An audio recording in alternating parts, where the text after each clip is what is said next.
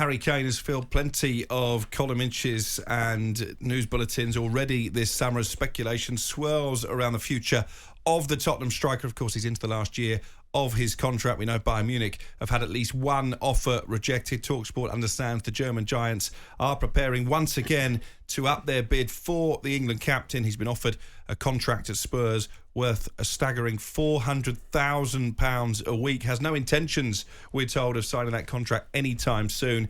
And it seems, according to newspaper reports anyway, that Joe Lewis, the Tottenham owner, is now getting involved in this, telling Daniel Levy that if Kane continues to stall on signing a contract, he has to sell him this summer. Otherwise, of course, he will be free to negotiate with overseas clubs a pre-contract agreement in January. Darren, Ambrose, you're a Tottenham fan. Harry Kane has been a tremendous servant for that football club. Who knows where you would have finished last season without his goals? But you think now is the time for Kane to leave? Amazingly, I have to agree with Joe Lewis in terms of if he doesn't sign a contract, we have to get some money for him. We have to. I don't think 400 grand a week's enough. And look, to bandish money around like that in the way the world is at the moment, the cost of living crisis is a bit blasé. But this is the world we live in terms of football. We know this. I don't think it's enough. I think they should be offering £500,000 a week at least to tempt him. 400 grand is not enough. It's not enough. No. But if you think about 500 grand a week, okay, you offer him a 5-year deal. What's that? £130 million over 5 years. If you're replacing a guaranteed 20 to 25 Premier League goals a season, it's going to cost you in the region of £150 million. Then on top of that, you're paying 400 grand a week wages for the next 5 years. So you're spending over double what you would to keep Kane at the football club. So I don't think 400's enough. I think he'll get 400 elsewhere at the end of next season for sure. If he goes on a free, he'll definitely be getting those kind of wages. But if he doesn't sign, he needs to be sold. They need to get some money back. For the first time that I can remember in terms of Daniel Levy's reign, how many times has a player gone with Daniel Levy and held all the cards? It doesn't happen.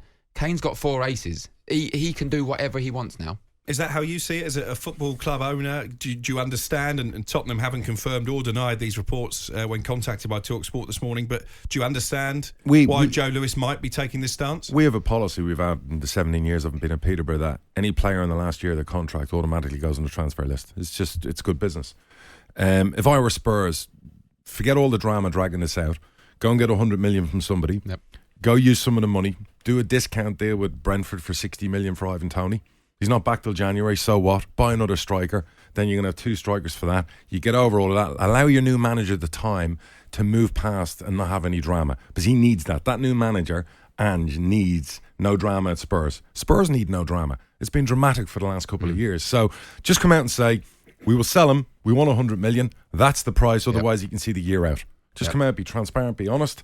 If United want to, your favourite United, and I'm a Liverpool fan, if they want to enter their proper title race, and I mean a proper title race, not last year's thing, they go and buy Kane. And that puts them right there, straight away. They will become favourites with Man City to win the title if they go get Harry Kane.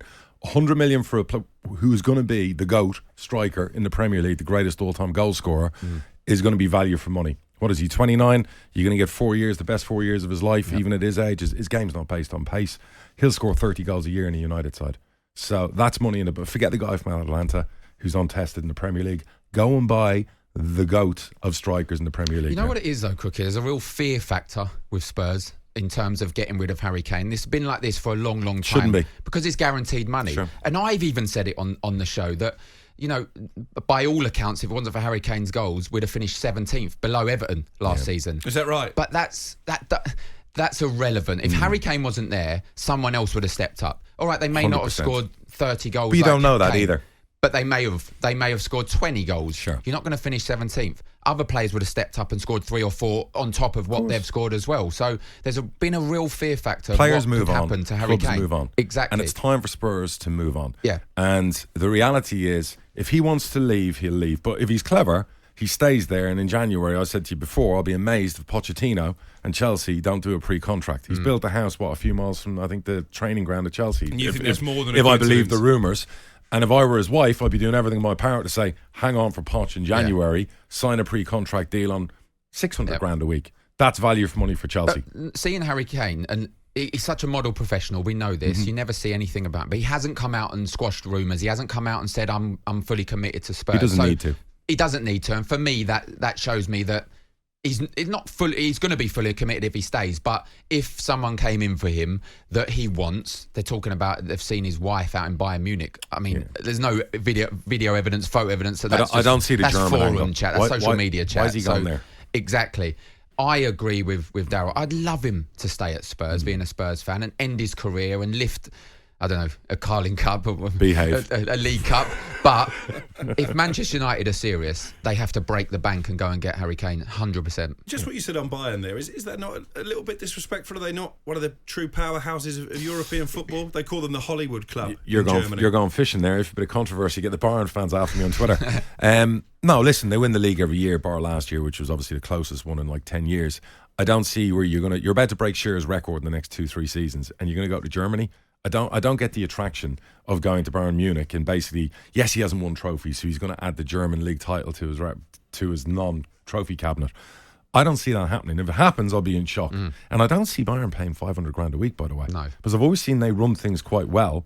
Do you think they'll pay that kind of money? No, I think you're probably right. I think it would be a better offer to stay at Spurs than to go to Bayern. So what is it? What is the whole Bayern thing? I don't get it. Is this a distraction? There's clearly something going on, but I've said this many times. People question ambition and loyalty. Okay, he stayed loyal. He had the little issue and he wanted to go to Man City, but he stayed loyal. And then you have the ambition. Where's the ambition going to a Bayern Munich? Okay, like you said, he could win the Champions League. They are contenders. That but they win the league to the all deep the time, stages. so they have a chance of winning the Champions League. It's not it's not given. It's not a foregone conclusion that they're going to win the Champions League. I think he'd rather win a League Cup at Spurs than go and win a German league at Bayern Munich. That's what I think. I think that would mean more to him. Sure. But what he will have inside of him, and I had it at Crystal Palace to a much lesser extent. I had the opportunity to go to Queen's Park Rangers, and for some reasons, the deal was pulled off the table. I stayed. I ended up signing a new contract. That was the season they got promoted, QPR. Every week, I'm going in, seeing their results. Yeah. And it's eating me away, thinking I could be in the Premier League soon because they were going to get promoted. He would, make no mistake, he will be looking at Man City and Haaland thinking, that should have been me. So in his head, he might think, if I have an opportunity to go to a huge European side or a huge English side, I think he would take it. I think he's a bargain at 100 million for any top four side. Look, let's be honest, and here's the reality. If there wasn't such a rivalry between Spurs and Arsenal would be writing the cheque. Stan Kroenke and his son are mean business now. They're winning titles all over the world with all their franchises. Arsenal need a Kane. If Kane was in Arsenal's team, that title race would now go the other way. It would be Arsenal winning the league. If I was Harry Kane, I would tell Daniel Levy to do one, and I would stay there and see out my contract. Why should he put £100 million in the pocket of Daniel Levy the way he's been treated at Spurs? You know, the one thing I'll say about ENAC is the one thing they're really good at is they're good at land acquisition, property development, and they've turned Spurs from a football club into an entertainment complex. You know, Lady Gaga, boxing, American football. You know, as I say, Levy knows nothing about football. We've gone through managers like a dose of salt. Look at the managers we've had: Pochettino, Conte, Mourinho, world-class managers. What's happened?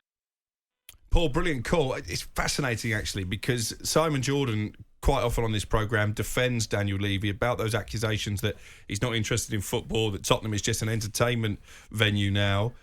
As a fellow chairman, how do you rate Daniel Levy or not for the job that he's done at Tottenham? And do you understand the criticism that comes his way? Totally. Listen, I totally understand the criticism because you're always there to get shot down. His legacy will be the stadium. He'll want more for his legacy. He'll want trophies, obviously. But right now, it's the stadium. If you look at Daniel Levy's whole time at Spurs, it will be remembered for that. Funny, I live in Joe Lewis's golf development in Florida, where Harry Kane stays every summer. And obviously, I know his family are obviously big Spurs fans, the Joe Lewis family and whatever else, where Joe Lewis in the Bahamas. So it would be interesting to know the dynamic. Is this story true? Did Joe Lewis put his foot down as majority shareholder and say to Daniel Levy, he's got to get sold? I love the call. I understand what he's saying about run your contract down. Daniel, 2 years ago, apparently had verbally agreed to let him go if Man City came in with X amount. They did, and then changed. That's the story. We don't know if that's true or not. If it's true and Daniel did that, then you're right. The player could run the contract down. He has all the power. If it's the other way around, if there's issues or whatever, I always sit on that side of caution there where when you say the player has been treated poorly by the club. He's been paid millions of pounds. He's a multi-millionaire. Yes, it's him, but it's also his football club who's given him the opportunity to become that person. You know, I'm in the camp that he has to leave for his own good and for the club's good. Is Paul still there? Is Paul gone? We're going to bring in Adam, who's a Spurs fan. Let's see how he reacts to what Paul was saying there. Daniel Levy, more interested in Spurs as an entertainment venue than a football club. Is that a fair criticism in your opinion? I completely agree on that statement. The one thing I don't actually agree with is how, as the point was just made, like all of a sudden it's made like Harry Kane's been treated badly. It's like he signed a multi-million-pound contract. His head wasn't over a barrel doing it. He signed it, and it hasn't gone as well as anyone expected. But Harry Kane, he is going to go down as one of the best strikers ever, in my opinion. If he goes with my blessing, no problems there. But to act like he's the one who's entitled to it, and he's been part of teams at Spurs during the heights that we had that lost the League Cup final, lost the Champions League final, lost in semi-finals. Why is it his God-given right to win trophies just because he's that good? He has been part of a team that hasn't succeeded. And it can't be ignored just because of how good he actually is. And that's coming from a Spurs fan. Very cool. Adam, cheers for your call. Darren, Ambrose? I agree what he's saying to a certain extent, but you can't put not winning a trophy all down to Harry Kane. You can't. Henry never turned up to finals. He won loads of trophies, and he's a Premier League legend. So you can't put it all down to Harry Kane. The team win trophies. Individuals don't win trophies. You can to a certain extent pull your team over the line, but has he done that enough? That was clearly what he was saying there, that maybe Harry Kane, when it comes to the crunch, and you could argue this for England as well, hasn't quite managed to get his team over the line. Yeah, again, but it's the team. And in terms of the Champions League final, that wasn't his fault that he didn't pull it across the line. He was injured. Should he have said to Pochettino, I'm That's not fit down enough, to Harry Gaffer. Kane. For the good of the team, you need to leave me out. Not in a chance. Not in a million years do players do that. Not in a million years. I would never have done it. No player I know would say, I'm not fit enough to play someone else in the Champions League final. On AM, on DAB, via the talkSPORT app and on your smart speaker. talkSPORT.